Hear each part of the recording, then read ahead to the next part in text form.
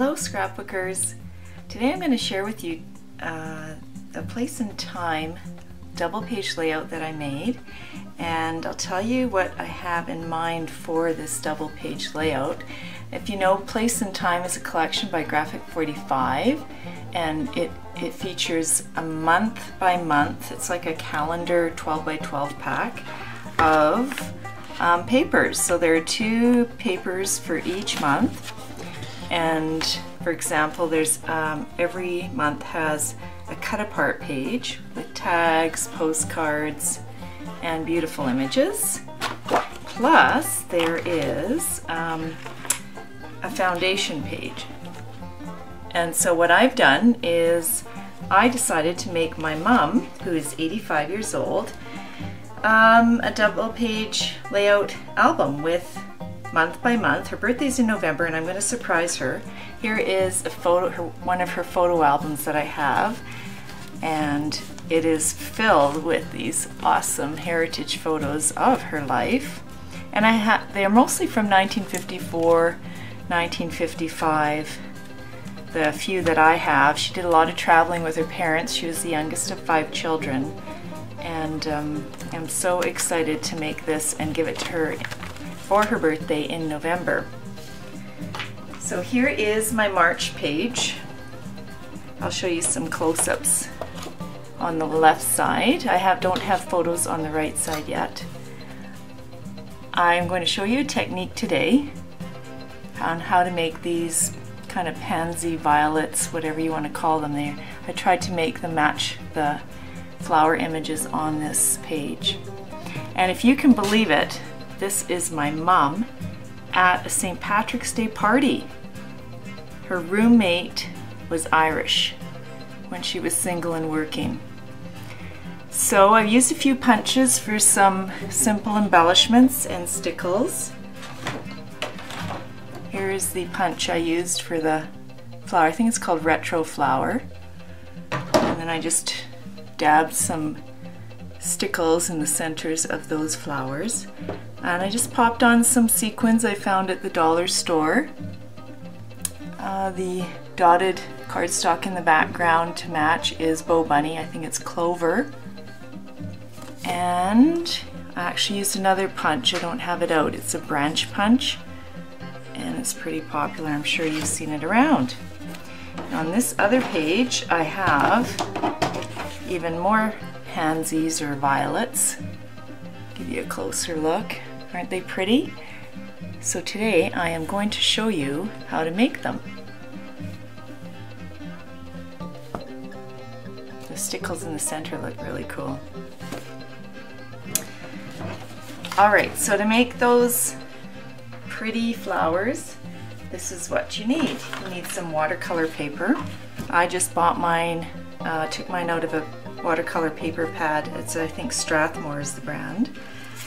I used this Spellbinders Donna Salazar Rose Creations die, and inside it has all the different sizes which I used. I pre-cut my flower though. I think I used the largest one for this demo. And I used 3 different colors of Distress Markers. They are Dusty Concord and Black Soot and Milled Lavender. Then I have my yellow stickles. I have a mini mister of water. And I think we're ready to go. So I'll just show you. Oh, and last of all, I have some Distress Crackle paint in Clear Rock Candy. And this is what I put on after it's dry. Okay, so I'm going to start out with my lightest color. This is the Milled Lavender. And I'm using the brush end. So I'm going to just give a solid coverage to the center and upwards of the flower. And just, you need a light touch. You don't have to color anything too darkly. And I found to use the Milled Lavender because if I just used the Dusty Concord, I didn't have a watercolor effect. It was more solid. And so here's the Dusty Concord now, the brush tip. And so if we want to create that watercolor effect, I'm going to give this fairly solid coverage. Then you'll see what happens when we mist with water. And this just takes a minute. If you do want a darker flower, you can play with the layering of colors, like you can add a little bit more along the edges. But just start out with just giving one solid coverage along the top part half of the flower. And then what we do is we get our mini mister and we spritz it really liberally with water, and you'll see what happens. The colors start to blend together, and you're going to lift your flower and kind of let the colors move and blend, and that creates that beautiful watercolor effect.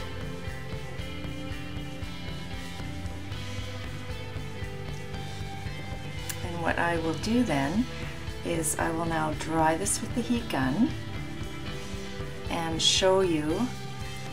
Again, I'm just turning the flower, and then I will show you how I finish it off. Okay, here's my dried flower. It took about 30 seconds with the heat gun, and I also dried the back. You can see the water kind of went on the back as well. And now what I'm going to do next is I do want to darken the color a bit, so I'm going to take my Dusty Concord Distress ink and I'm going to darken the outer edges somewhat with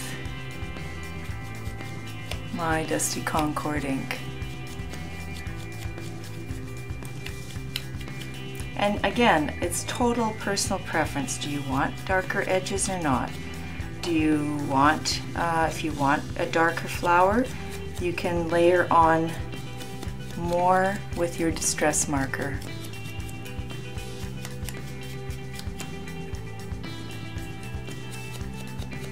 And the other thing you can do is, if you don't have the distress markers, you can try to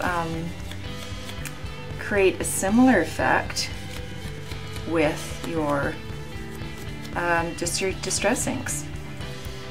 Doesn't have to be purple either. It can be, oh, I'm off camera, sorry about that. Doesn't have to be purple either. It can be any color you like. And then what I do is I then play with the paper. I want my edges to be curved. I want the flower to have some dimension. So I will just bend and play with them. You soften the fibers a little bit when you do this, and they will soften and then they will curl. And after I covered them with rock candy, I found that they stayed that way. Okay, and one last little effect we're going to do is we're going to take, before I do the rock candy, is I'm going to take my black soot distress marker and just very lightly give some of those black lines from the center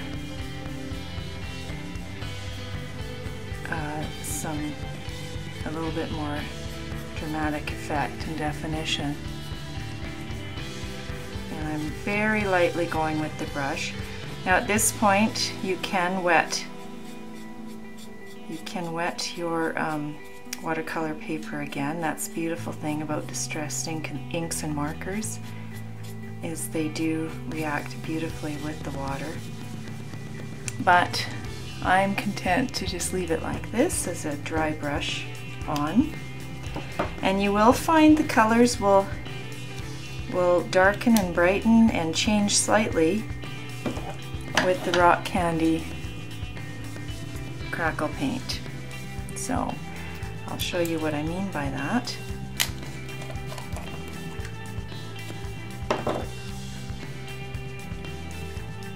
Get my paintbrush and I will just brush this on fairly liberally.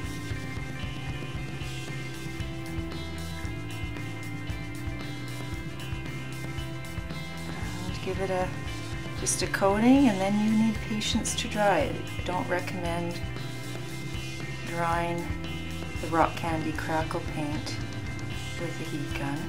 Some people do. I find it doesn't have quite the same effect. And you'll end up with this vintage looking pansy flower.